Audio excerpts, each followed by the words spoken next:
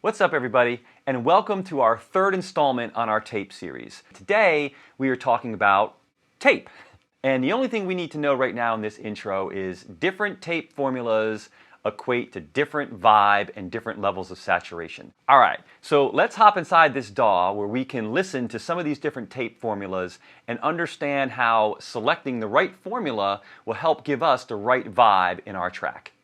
We've talked about how tape machines work, but now let's talk about the real MVP, and that's tape itself. Tape is a long strip of plastic coated with millions of tiny magnetic particles, usually iron oxide or chromium dioxide. And when music hits the tape head, those particles align to mirror the waveform, locking sound into tiny patterns of magnetism. Here are some things that separate different tape formulas from one another. The thicker the tape, usually the more headroom, because it allows those tiny particles more space to spread out. The thinner the tape, more saturation and squash. Particle size. The bigger the particles on tape, the smoother, usually the highs. Your base layer material, that's acetate versus polyester, and this changes the stretch, the wear, and the tone of the tape. And last, the coating quality. How consistent that layer is affects the clarity, noise, and the depth of your lows. When we think of tape mojo, what tends to happen when we hit tape is soft knee compression, transient smoothing, low end bloom,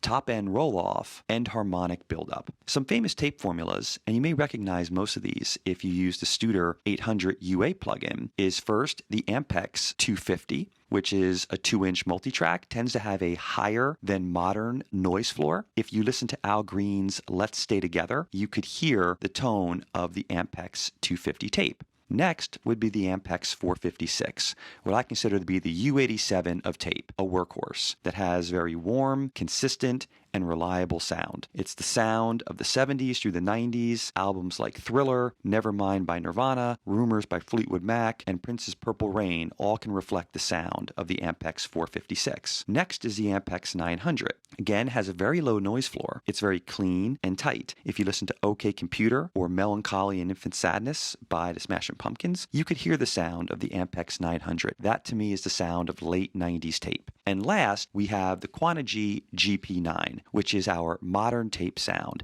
It has the most headroom, but it can certainly slam when pushed. Daft Punk's Random Access Memories, Red Hot Chili Peppers' Californication, and the Foo Fighters' Wasting Light are all sonic examples of sound hitting the GP9 tape. So the next time you load up a tape plugin, think of selecting your tape like picking a personality. It shapes, it bends, it breathes, it's alive. It's alive! It's alive! So a super fun video today, and pretty quick to the point, which is rare for me, and a handful of demos that I hope will get you thinking about tape and how to apply it a little bit differently. So when we're thinking about tape, there's two things that we want to consider. One is the tape formula, and the second is the tape width. You could think of tape like a sponge, where when we're dripping a consistent level of water into that sponge, it'll hold, and absorb until eventually it reaches a point of spillover. And with tape, that is saturation. And if we're thinking of the level of the water that is hitting the sponge, that is tape flux. That's the magnetic flux, the energy of the current that's hitting to tape. So eventually, when level gets to tape that the tape can no longer handle, that's where the saturation begins. So the most interesting thing about that concept and with tape is that it provides then a pretty complex harmonic signature that can really evolve or,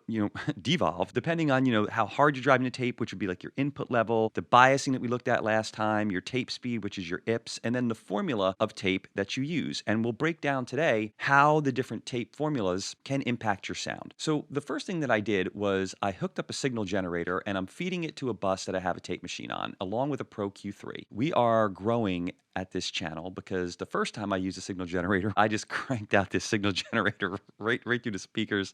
And I think the only comment on that video was asking if I was insane or just trying to drive people into hearing loss. We are growing and we are evolving, and anybody that has seen that video and are still with us, thank you so much. So with that said, we can see that the 1K test tone is coming through with no other artifacts. And now I'm going to pop open the Studer. We are on through mode, which is basically this version's way of bypass. Input mode means that we are hitting just the circuitry of the tape machine, but not the tape itself. So if we drive in, we can see that the machine, the circuitry of it, is adding an even harmonic. So kind of warm, kind of pleasing, and really, you see how hot we have to get it to start drawing that harmonic out. So pretty clean in all intents and purposes. We're going to skip over the sync head. If you remember, the sync head is essentially a lesser quality playback head that's on the record head, which is used when you're overdubbing so that you don't have latency when you're trying to record off the record head, but you're trying to hear what you're doing off the playback head. You're going to have that distance is going to create latency. Same way as our playback engines in our DAWs. If we have our buffer set at the wrong speed and we're trying to record, we can hear that latency. We're going to skip to the repro head, which is the actual playback head. So you can see just by switching over that we're not getting anything inherent. So tape at low levels, when you hit tape at the lowest levels, you're going to get the cleanest signal. And I'm going to switch to here. And when I do, you could see at 15 IPS at 456, we are getting a little bit of a third harmonic, so an odd ordered harmonic. If I start driving into the tape, you could see the odd harmonics come up first, and then we start bringing up that second harmonic, which was primarily from the circuitry of the machine itself. But we know with odd harmonics, that makes things feel a little grittier, a little edgier. So when we push, and tape being, again, non-linear, so it's not a one in, one out kind of thing, it starts to perform differently. We start getting different artifacts the harder we drive into it. That essentially is what tape will do depending on the level of input we drive into it, depending on the level of signal, the amount of water we are pouring into that sponge. The more we hit that sponge with water, the more we are drawing out those odd harmonics and bringing them up. So think about that in a very bright mix, depending on how hard we're driving. If we have this on, all of our channels, if we have a 24 track mix and we want a tape vibe and we put this tape machine across every track and we start slamming it, we just know what else we are now bringing up into that mix. That might, run the risk of overcooking things, or it might just be kind of the vibe or the mojo that you need to kind of glue things together and, get that tape sound that you're going for. So now we can hop down to my second little setup here, which is using a SINE sweep. And we can start discussing different tape formulas. The first tape formula that we'll discuss is the Ampex 250 tape formula. The Studer is typically a 24-track tape machine that runs 2-inch tape. So that would mean that each track on the machine occupies 1/24 of a 2-inch tape. I'm so confused right now.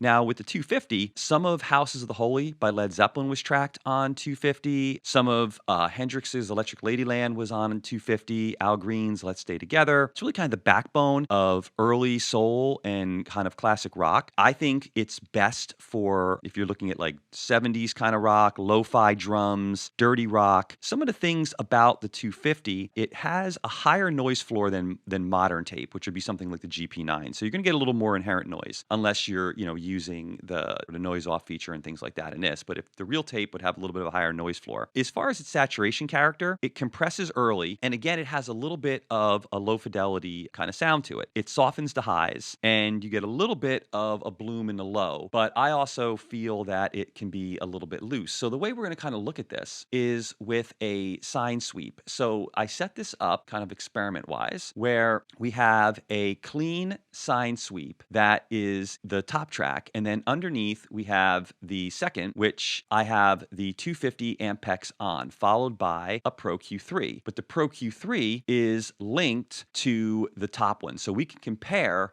the SINE sweep frequency curve to what happens when it hits the Studer plus the 250 tape head. And we're going to keep this pretty even at like a unity in, unity out. So we're not going to look to manipulate any additional artifacts just yet. So I'll move this here. And on the Q3, when I do hit play, the white line is going to be our 250 and the red is going to be our comparison, which is going to be the neutral SINE sweep. So let's play it through and let's see what we notice as we pass through the different frequencies.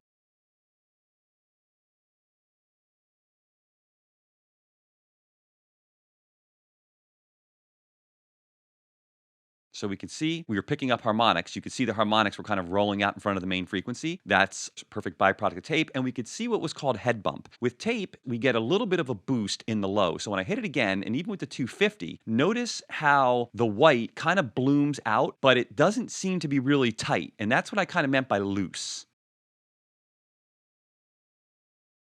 See how it's kind of in the front and the back there? And then we start seeing the harmonic. Here we go again really quick. And you can kind of see how in and around it, it's a little bit wider.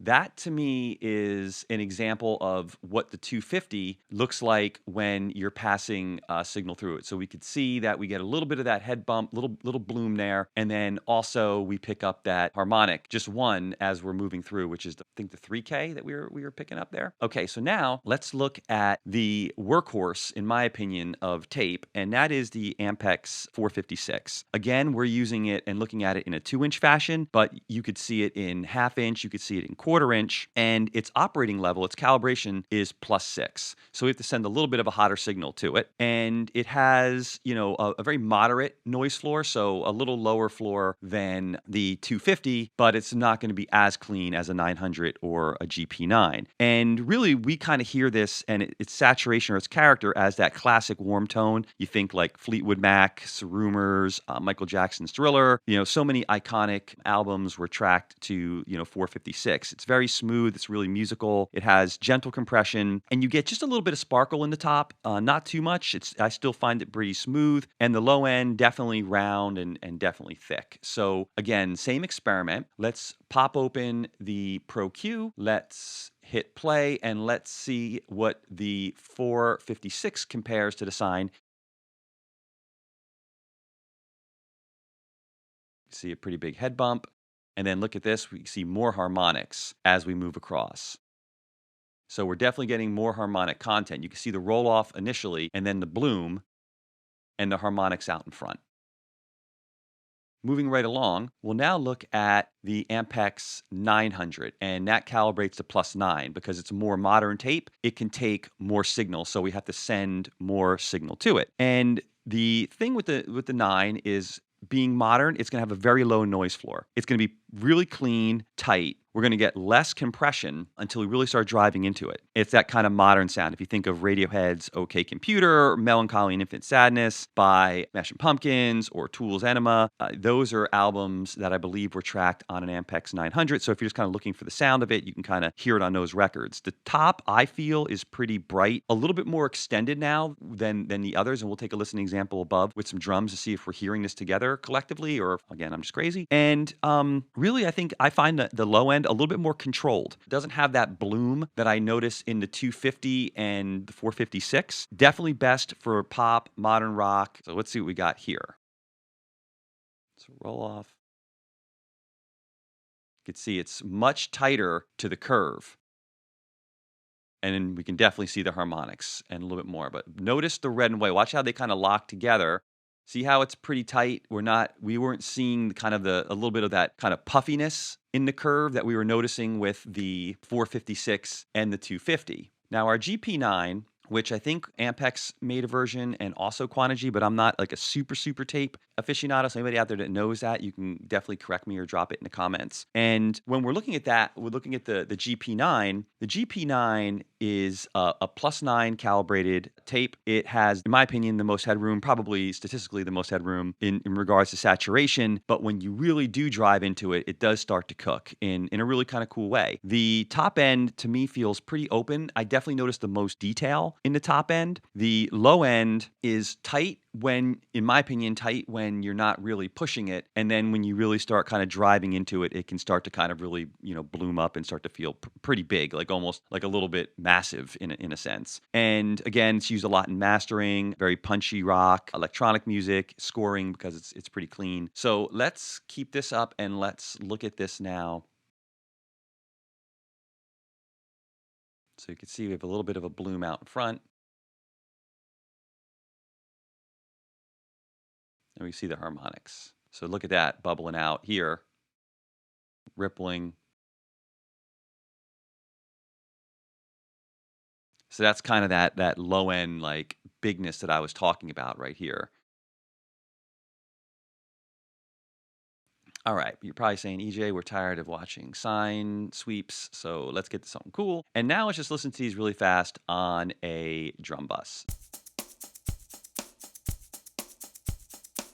got some shaker so we can really kind of hear the top. We have hats in there, kick and snare. And I actually added a low boost to the kick drum so that we can really kind of hear emphatically what each tape is doing to the low end. I queued up the 250. So for this listening example, we're going to drive into the tape a little bit just so we can hear some of the character of the tape. Because as we established before, when we listen at low levels, we're going to get a pretty clean signal. So it might be tough for your ears to pick up exactly what this particular tape is doing to color the sound. We run the risk of a little bit of tape compression, but I think for this example and just trying to understand the different flavors of these different formulas, it'll be fine for us. So through is bypass, and repro means we are hitting the tape. First, start your ear on the high end and see how you feel the tape affects the shaker, the top of the snare. You might notice a slight rolling off or what feels like a smoothing out, and then go down and notice what it's doing to the low end, the kick drum. If you're imagining like the kick drum hitting, and it's like a circle, right, in the center of your monitor, or if you don't use a monitor, like right in the center of your mix position, and that circle has like a super fine-tuned, like Sharpie outline around it. And then tape, to me, it's no longer a Sharpie. It's kind of like a brush stroke where it gets a little fuzzy. You still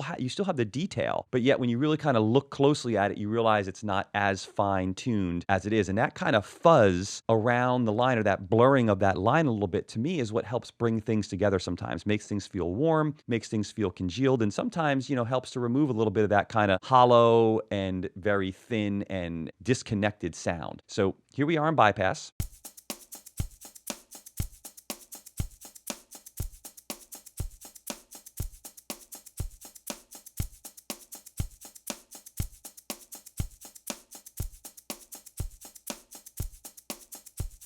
So here that kick started to kind of get a little bit splatty, but in a real cool way. Like it has a really fun and great vibe, especially since we're not driving terribly hard into this. Like we're getting into a little bit of tape compression. Tape compression can start somewhere around -6 on like very fast transients, but you don't really start getting that, super glue or, just the squashing effect until you're really kind of driving like over 0 and starting to push into the red. Okay, so now we have the 456 and we have it set again to draw a little color out. It's our workhorse. Again, start with locking your ear in on the top, and then once you feel like you're hearing a difference, then go down to the low end and listen to the kick drum and the tonality change in the kick.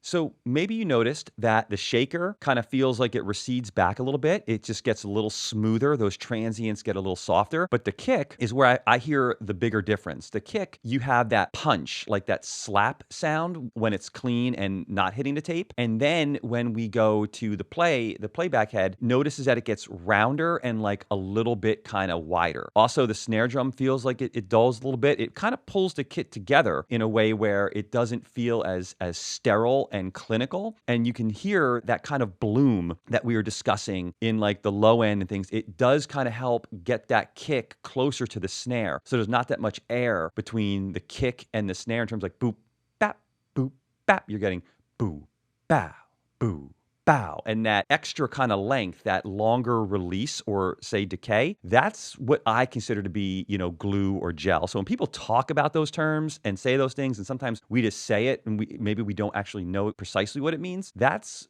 something that I listen for and we'll say, oh yeah, I feel this gluing something together. Okay, so now moving on to our 900, which is the first of our 2 more modern tapes that have the higher calibration, meaning that we have to send more level to them. Therefore, since we're running it at 15 IPS, I'm going to keep these here because we don't want to drive too hard and we'll start blowing it up. And maybe during the playback, I'll show you how it'll start to, really get into some character when we start driving this. And also with the 900, I notice a pretty big difference too when we switch to like 30 IPS. How even like if we're driving hard into it and then you switch to a higher speed for the tape machine, it does kind of clear things up or change things. So what I feel we should notice is general retention overall of the fidelity, and probably the most amount of high end that we've heard so far. And the low end, we're still going to get some bloom, but it's going to feel relatively tight. It's not going to be splatty or kind of, become overly extended down, again, in my opinion, but you may hear it differently.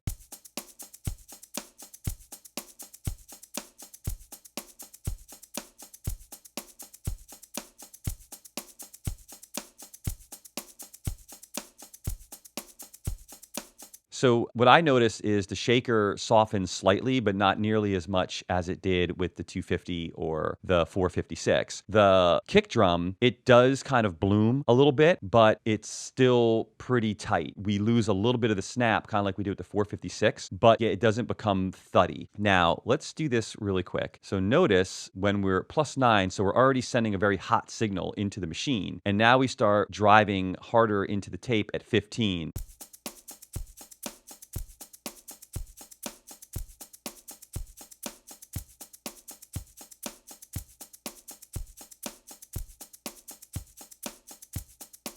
Now, what's happening, you may notice, is that this EQ that I set up here, which again is for demonstration purposes, we're sending a lot of low end in. And what's happening is, remember, low end eats up a lot of headroom. So that's driving the voltage into the machine even harder. So when we have this, it's getting the kick. It's a level that the tape is saying, hey, that's a little much. And now it's beginning to saturate. So you saw when I took the EQ out and we just had the natural kick in there, all of a sudden, even at this level, it wasn't distorting as much. So watch this time when I pop the EQ on and off.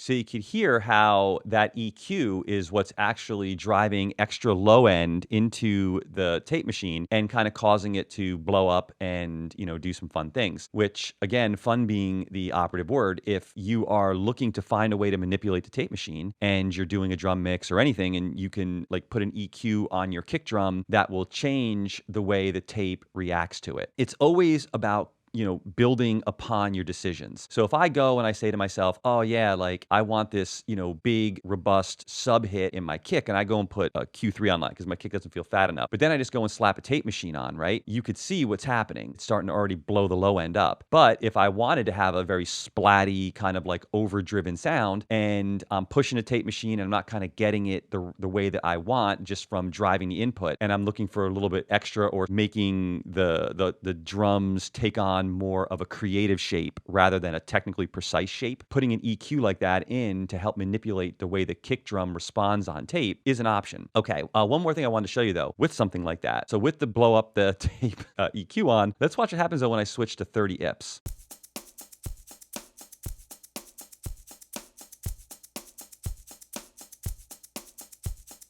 So going up to 30 IPS, meaning that the tape is now recording at a faster rate, it actually resolved a lot of those low-end problems. And that's because the slower the tape goes, the more low-end response you get. So it's really able to soak up all that low from the kick that we're sending to it, respond to it, and start to blow up. So I feel that's actually kind of a fun and interesting little drop in there when you're thinking about different ways that you can manipulate your sounds using a tape machine. We can, experiment with our IPS, with our input level. Also, we could experiment with the calibration level if need be, and our bias and high frequency drivers if there's a particular area that we're looking to do. If this is the first of the series that you're picking up on now and you're like, dude, bias, what? Would you say? What? Wait, where's the explanation? The video prior to this, I kind of went through this, and I do have some videos coming where we're going to dive deeper into them. So fear not, if you do have any questions and you don't have time to watch any of the other videos, just drop it in the comments and I'll get back to you. So moving right along. We'll first notice if the GP9 handles the massive kick EQ any better than the 900. So here we go on through.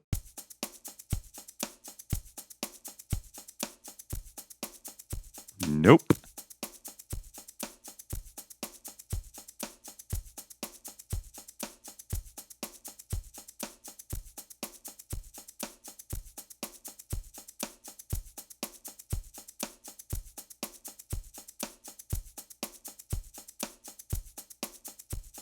And you see how, and I told you in the other one, how I was doing this wrong forever. And I mean, like, I had this backwards for so long. And we think that the +9 means more headroom, right? Like, give me more headroom, give me more headroom, give me more headroom. And you just saw how actually dropping down to 3 gave me more headroom. And that is because this is how much signal we are driving into the machine. So we are going 9/0 VU with the input signal. So that level plus additional input drive with this massive kick EQ on, this tape is saying, yeah, buddy, this is what we sound like. But you just saw there's different ways to solve it. I could experiment with the IPS and that cleared it up. Or if I really liked something about 15, but wanted to, work with that, I could actually change to calibration and provide myself a little more headroom. Or obviously you could back off the input knob. So we have a whole host of ways to kind of fine tune our sound and to manipulate the tape to dial in the exact sound we want. But let's stay calibrated. Let's go to here, and just do a regular old listen. This should be our cleanest of them all in terms of the sound feeling tight, feeling modern, feeling open compared to all four.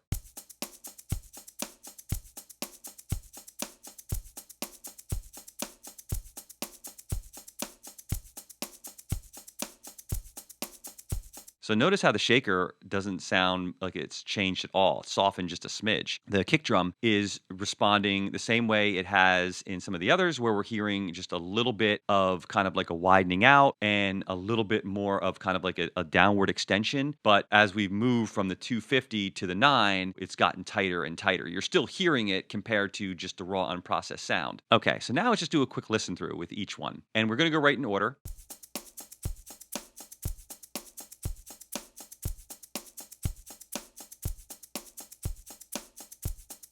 So we can hear how the low end tightens up more in the 456. We get a little bit of a high extension. So now we'll go from the 456 to the 900.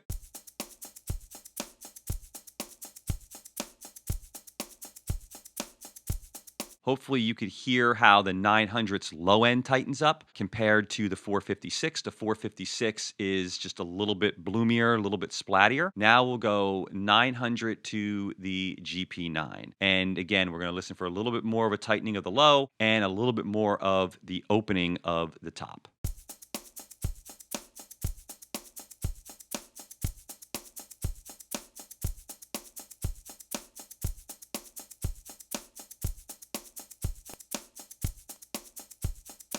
Hear how this one sounds a little duller?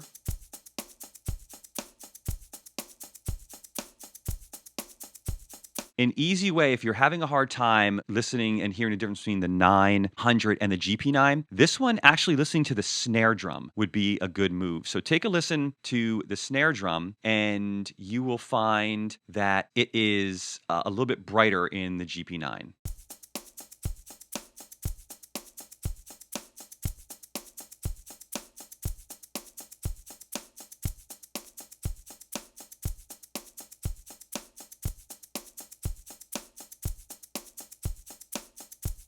All right. So I hope you found this useful. I'm actually going to split this one up into two parts. It's going to be the first one, which we just went through, which is everything to do with tape formulas. And then we'll have a shorter one where we just kind of look at tape width. Once again, I hope that you are enjoying this series as much as I am making it. The thing that I have really, really loved about putting content up on YouTube, and it was really the reason I challenged myself to do it, was I wanted to continue to learn and grow and expand, and taking these ideas and putting them out there where they can be judged, commented on, and everything else, I think really helps create some great and wonderful conversations that at the end of the day make us all better mixers and better sound engineers. And one of the things that I definitely want to impress upon you is the next time you do open up a tape emulation plugin, take some time and go through some of the different formulas and listen to what it does to the low end, the top end, how quickly it saturates, and ask yourself, is this the right vibe for my track or for my instrument? All right, my friends, as always, have fun mixing, have a great day, and I'll see you in our next video, part 4, where we talk about 3 of the great monster and legendary tape machines that are out there for us to use. All right, have fun.